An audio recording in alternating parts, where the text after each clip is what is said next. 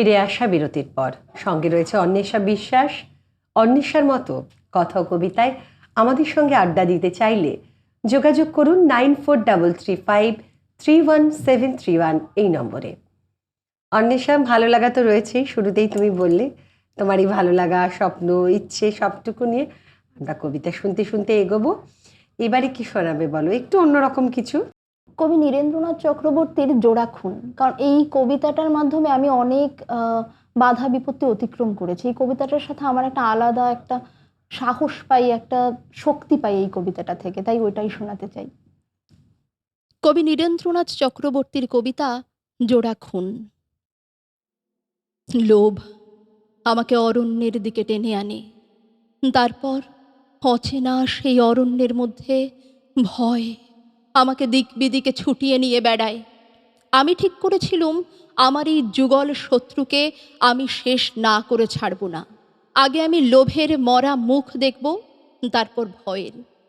কিন্তু দেখো কি আশ্চর্য, লোভের গলায় আমার দীর্ঘ ও শানিত ছুরিখানাকে আমূল বিঁধিয়ে দিয়ে যেই আমি চেঁচিয়ে বলে উঠেছি, কিছুই আমি চাই না, ভয় অমনি চুপসে যাওয়া একটা বস্তার মতো আমার পায়ের তলায় লুটিয়ে পড়ল। কখন আলো ফুটেছে আমি জানি না। আমি শুনতে পাচ্ছি দূর থেকে ভেসে আসছে সূর্যোদয়ের গান, উদ্দীপক সুরার মতো সেই গানের সুর ছড়িয়ে যাচ্ছে আমার রক্তে।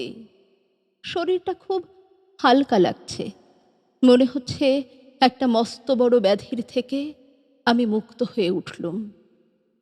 আমার সামনে ছিল লোভ, আমার পিছনে ছিল ভয়। আমি ভেবেছিলুম একে একে আমি তাদের মোকাবিলা করব, কিন্তু তার আর দরকার হলো না। একজনকে আক্রমণ করবার সঙ্গে সঙ্গেই দেখতে পেলুম অন্যজনও ফতুর হয়ে গেছে। আবিরের থালা হাতে নিয়ে আকাশ আমার মুখ দেখছে, পাখিরা আমার বন্দনা গাইছে, বৃক্ষ ও লতা বাতাসে নত হয়ে নমস্কার করছে আমাকে। জোড়া খুন সমাধা করে বাঁ পায়ের লাথি মেরে আমার 2 জন্মশত্রুর মৃতদেহকে একটা নালার মধ্যে ঠেলে দিয়ে শীষ দিতে দিতে অরণ্য থেকে আমি বেরিয়ে এলুম। বাহ, একটা ভীষণ সুন্দর কবিতা নির্বাচন। আচ্ছা, কি ধরনের কবিতা বলতে পছন্দ করো? একটু প্রতিবাদী কবিতাই আমার বেশি ভালো লাগে। তারপর বিদ্রোহ, প্রতিবাদ, প্রেম, সবই অনুভূতি সবই ভালো তার লাগে। মধ্যে হয় না কিছু কিছু দেখবে একটু ব্যতিক্রম থাকে যে আমার সঙ্গে এইটাই যায়। সমাজ চেতনামূলক আমার বেশি ভালো লাগে, মানে সমাজের কথা বলে, আধুনিক কবিতা, মূল্যবোধের হ্যাঁ, বিষয়, সামাজিক মূল্যবোধের বিষয়টা ওটা বেশি ছুঁয়ে যায়। কবিতা চর্চা করার জন্য কিভাবে সময়কে বেছে নাও সংসার জীবনের মধ্যে থেকে? হয় না, সময় একদমই হয় না, তবুও মানে একটা একা একা বিড়বিড় করে বলার অভ্যাস এটা আছে, মনে মানে হলো। মনে মনে বলা। আর সব থেকে যখন আমার আনন্দ আর দুঃখ, তখন কবিতা ছাড়া আর কোনো সঙ্গী নেই। আমি কিন্তু এভাবেই প্র্যাকটিস করি। আমি কিন্তু সবসময় চলতে ফিরতে কাজ করতে করতে মানে একা একা বিড়বিড় করতেই থাকি। তো এইভাবে আসলে ভালোবাসা থাকলে সময়টা ওইভাবে বের করে নেওয়া যায়। এবারে কি শোনাবে বলো? আমি এবার শোনাবো কবি অপূর্ব কুণ্ডুর সাহস দিতে পারো। কবি অপূর্ব কুণ্ডুর কবিতা সাহস দিতে পারো।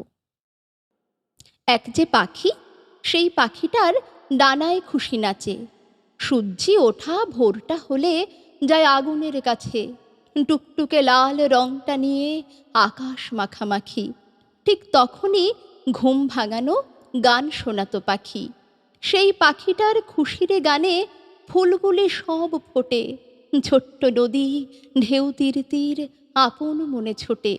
সেই পাখিটা বলতো, খোকন এই তো আমি আছি, ফুলের কাছে নদীর কাছে সবার কাছাকাছি। পাখির গানে ঘুমটা উধাও খোকার 2 চোখ থেকে। সেই পাখিটা বলতো, খোকন স্বপ্ন নাও একে, ফুল ফুটেছে ছুটছে নদী, এই যে আমার ডানা, ওড়ার খুশি নেবই লুটে, শুনবো না তো মানা। বলল খোকন, পাখি তোমার খুশি তোমার থাক, এই আমাদের ছোট্ট ঘরে শুধুই দুর্বিপাক। ঘুম ভেঙে যায়, বুকের ভেতর ভয়টা জাগে আরো। পাখি এখন স্বপ্ন তো নয়, সাহস দিতে পারো। সুন্দর, দারুণ। এই সাহসটা কোথাও গিয়ে আমাদেরও একটুখানি বাড়িয়ে দিল। অন্বেষা বিশ্বাস আমাদের সঙ্গে রয়েছে কথা ও কবিতায়, এখনো কিন্তু অনেকটা বাকি রয়েছে সময়। আপাতত একটু বিরতি নিয়ে ফিরে আসছি এক্ষুনি।